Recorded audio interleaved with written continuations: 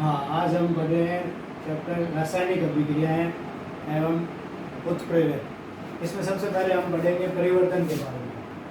परिवर्तन दो प्रकार के होते हैं, भौतिक परिवर्तन और रासायनिक परिवर्तन। पहले भौतिक परिवर्तन।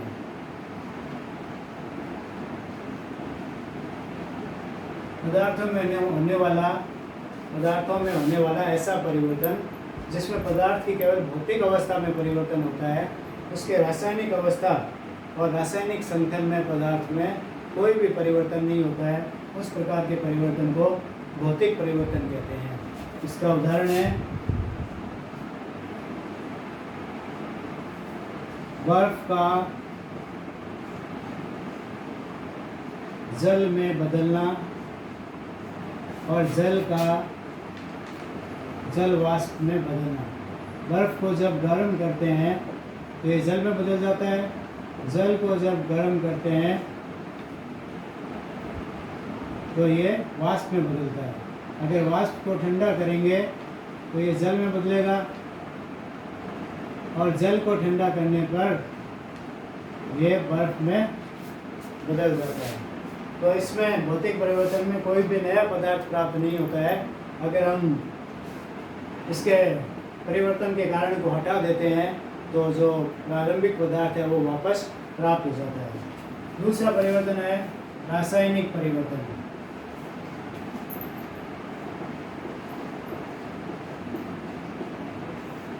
पदार्थों में होने वाला ऐसा परिवर्तन जिसमें अपने को नया पदार्थ प्राप्त होता है और वापस प्रारंभिक पदार्थ को किसी भी अवस्था में प्राप्त नहीं किया जा सकता, ऐसा परिवर्तन रासायनिक परिवर्तन होता है।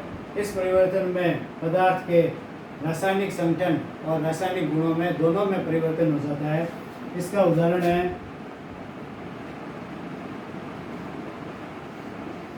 कोयले को ऑक्सीजन की उपस्थिति में जब जलाया जाता है तो कार्बन डाइऑक्साइड गैस बनती है।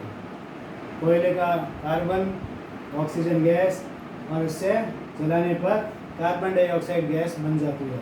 अब हम किसी भी कीमत पर किसी भी तरह से कार्बन डाइऑक्साइड से कार्बन और ऑक्सीजन प्राप्त नहीं कर सकते हैं। ये होता है रासायनिक परिवर्तन। अब भौतिक परिवर्तन और रासायनिक परिवर्तन में अंतर। भौतिक परिवर्तन और रासायनिक परिवर्तन में अंतर।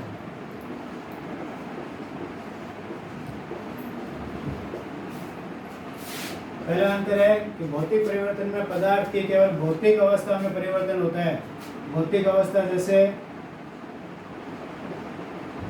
फिजिकल प्रॉपर्टीज में परिवर्तन होता है, जैसे अवस्था, रंग और गंध में परिवर्तन होता है। लेकिन इसके रासायनिक संगठन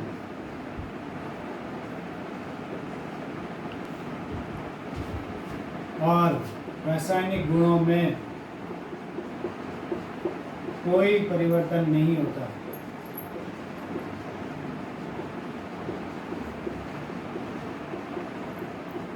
रासायनिक परिवर्तन की बात करें तो पदार्थ के रासायनिक संगठन व रासायनिक परिवर्तन, रासायनिक गुण दोनों में परिवर्तन हो जाता है। रासायनिक संगठन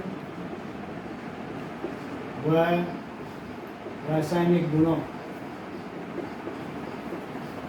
दोनों ही परिवर्तित हो जाते हैं पदार्थ के।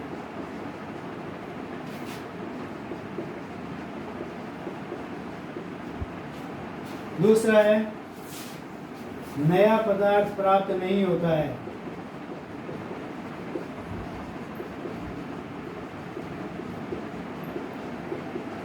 अगर हम परिवर्तन के गुण को हटा देते हैं तो भी हमें नया पदार्थ प्राप्त नहीं होता है।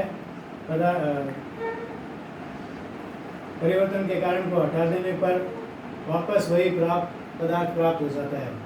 इसमें नया पदार्थ प्राप्त होता है।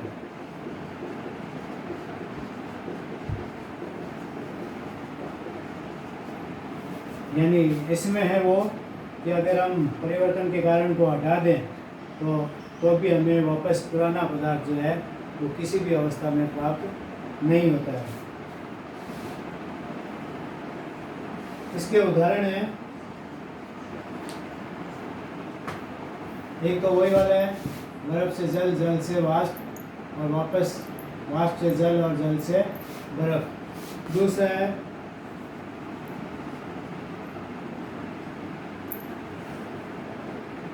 लोहे से चुंबक बनना। अगर हम लोहे से चुंबक बना देते हैं तो हम चुंबक से वापस लोहा भी प्राप्त कर सकते हैं। अगला उदाहरण है नौसादर का ऊर्ध्वपातन, सबलिमेशन। नौसादर का जब ऊर्ध्वपातन कराते हैं तो वापस हम नौसादर को ठोस अवस्था में प्राप्त कर सकते हैं। ऊर्ध्वपातन नौसादर में अगर हम इसको गर्म करते हैं नौसादर को, तो ये द्रव अवस्था में नहीं आता, सीधे गैस अवस्था में आ जाता है। तो अगर हम उस गैस को ठंडा करते हैं तो वापस हमें नौसादर प्राप्त हो जाता है। इधर उदाहरण हो जाएंगे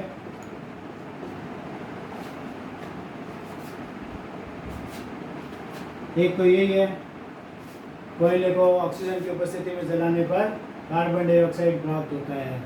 अब अगर हम कार्बन डाइऑक्साइड से वापस कोयला और ऑक्सीजन प्राप्त करना चाहें तो वो किसी भी अवस्था में प्राप्त नहीं होता है। दूसरा एग्जाम्पल है लोहे पर जंग लगना।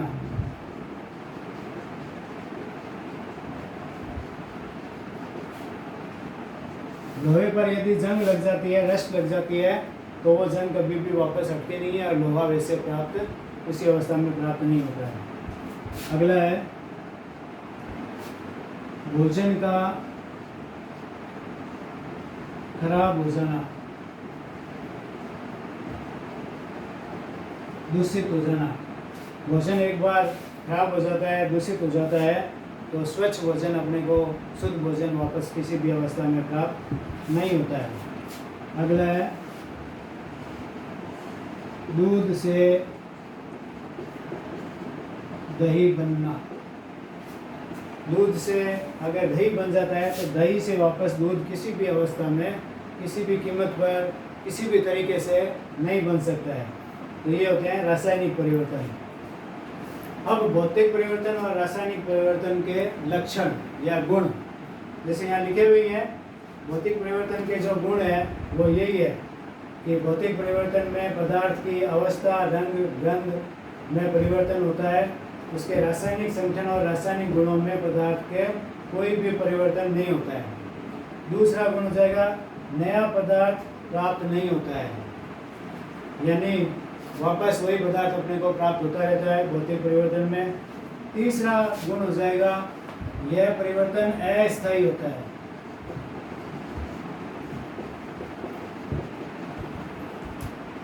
यानी परिवर्तन के कारण हटने पर वापस वही पदार्थ अपने को प्राप्त हो जाता है, इसलिए यह अस्थायी होता है। रासायनिक संगठन, रासायनिक परिवर्तन के गुण। पहला गुण है रासायनिक परिवर्तन होने पर पदार्थ के रासायनिक संगठन में रासायनिक गुण दोनों ही परिवर्तित हो जाते हैं। पदार्थ के रासायनिक गुण भी बदल जाते हैं, रासायनिक संगठन भी बदल जाता है। और दूसरा है नया पदार्थ प्राप्त होता है। रासायनिक परिवर्तन होने पर पदार्थ में हमें नया पदार्थ मिल जाता है। और तीसरा है यह परिवर्तन स्थायी होता है,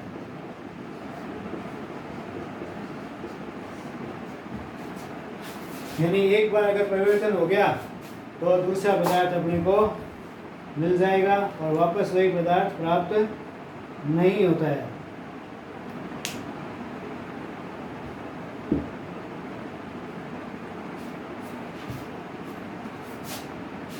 यह था अपना आज का रासायनिक अभिक्रियाएं और उत्प्रेरक। यदि आपको ये समझ में आया है तो मेरे इस चैनल को लाइक, शेयर और सब्सक्राइब ज़रूर कीजिएगा।